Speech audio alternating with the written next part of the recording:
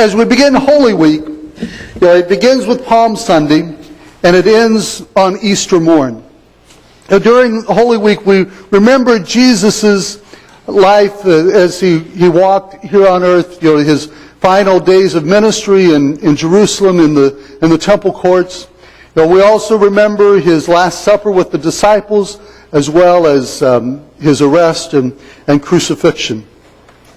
But before we think about his triumphal entry into Jerusalem, let's talk a little bit about why did Jesus come to Jerusalem. Now, for those who are deep theological thinkers, you say, well, Jesus came to Jerusalem in order that he could be the atonement for the sins of the world. He came in order that he could do what it is that God the Father had intended him to do from the very foundations of the world, that he would be offered as a sacrifice for the sins of the world. And that is correct. But as I think about why Jesus came to Jerusalem, I really have a much simpler answer in mind. And that is, Jesus came to Jerusalem for the Passover. It's something that he had done many times in his life. In Scripture it's recorded at least 3 times. The first time being in the Gospel of Luke. It said that when he was 12 years old, that he went to Jerusalem with his parents and for the Passover feast. And actually they left town. Both of them, Joseph thought Jesus was with Mary, and Mary thought that Jesus was with Joseph, and they got a few days out of town before they realized that their son wasn't with them, and they had to go back to Jerusalem. And they found Jesus in the temple courts talking to the religious leaders.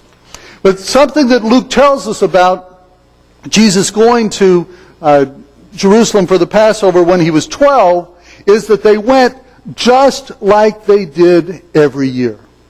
So that when Jesus was 12 wasn't the first time that he had been to Jerusalem for the Passover. Now, the next time that we hear about Jesus going to Jerusalem for the Passover is in the Gospel of John. And in the Gospel of John it says that Jesus did miracles, and when he returned to Galilee, people welcomed him because of the miracles that they had seen him perform. And then we have this trip to Jerusalem for the Passover that is actually recorded in each of the Gospels as Jesus has his triumphal entry into Jerusalem. And the purpose that he's gone is to have the Passover. Now, even though the Bible specifically says 3 occasions that Jesus went to Jerusalem for the Passover, there's probably a good chance that Jesus went every year to Jerusalem, or at least most of the years of his life. So he may have gone up to 33 times to Jerusalem for the Passover. Now, the Passover is the holiest and most celebrated Jewish holiday. Every Jewish male living within 15 miles of Jerusalem had to go to Jerusalem for the Passover feast. And any Jewish male that lived beyond 15 miles desired to come to Jerusalem as often as possible each year for the Passover feast. It was often a family affair. It was an opportunity for a father to tell his sons about the stories of the faith, of God's faithfulness, and how he had worked in the lives of their ancestors, the children of Israel. The Passover feast was a festival that remembered God's deliverance of the children of Israel at the hands of the Egyptians when they were in slavery.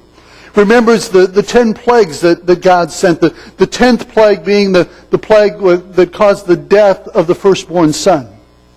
And with that death of the firstborn son, the children of Israel who followed God's instructions, the ones who had put the blood of the lamb over the doorpost of their homes, the angel of death passed over that home. And so it was an issue that during Passover they remembered how God had spared the children of Israel and how death had come in the house of the Egyptians. And then also it was an issue of learning how, what it was that God had done through history in the lives of the children of Israel. And that was remembered during the Passover feast. Now, I learned something knew about the word for Passover this week. I've always talked about it in terms of representing the angel of death passing over those homes that had the blood of the lamb on their doorpost. But learned this week that the Hebrew word for Passover also carries with it the idea of a hen caring for her chicks. How a mother hen will protect her chicks, and it's the same thing that God protected the children of Israel. So it wasn't just the angel of death passing over, but it was also God putting his wings of protection over the children of Israel. As families traveled to Jerusalem for the Passover, they would take a lamb with them. This lamb was not just any lamb, but it was their prize lamb. They cared for it in a way that they had actually raised the lamb for the purpose of taking it to Jerusalem for a sacrifice. And so, as travelers would go to Jerusalem, not only were there many people, but there were also many lambs that were being taken to Jerusalem for the purpose of being offered as a sacrifice for a family's sin in the temple there. Well, as Jesus traveled with his disciples to Jerusalem to celebrate the Passover, the disciples didn't fully recognize the significance of this particular Passover feast. They thought it would be just like any other that they went with Jesus, but on this time, Jesus would not be returning to Galilee with them. As Jesus entered into Jerusalem, those who were traveling in the same direction from Galilee, they would have been familiar with his ministry, and they honored him. They waved the palm branches. They said, "Hosanna, blessed is he who comes in the name of the Lord." The disciples were probably thrilled at the fact that Jesus was being honored in this way. But what they didn't realize that it was also getting the attention of the religious leaders. And because of the attention Jesus was getting, they wanted to silence him all the more. They wanted to do away with him. When the day of the Passover feast arrived, listen to Luke's account of what happened. I'll read from Luke 22, beginning with verse 7. Then came the day of unleavened bread, on which the Passover lamb had to be crucified. Jesus sent Peter and John, saying, "Go and make preparations for us to eat the Passover." "Where do you want us to prepare for it?" they asked. He replied, "As you enter the city, a man carrying a jar of water will meet you. Follow him to the house that he enters, and say to the owner of the house, 'The teacher asks, where is the guest room where I may eat the Passover with my disciples?' He will show you a large upper room, all furnished. Make preparations there."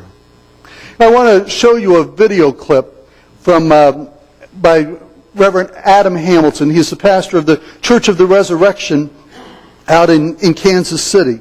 And he describes a little bit more about the Passover meal and what happened that night in the upper room as the disciples had the Last Supper with Jesus.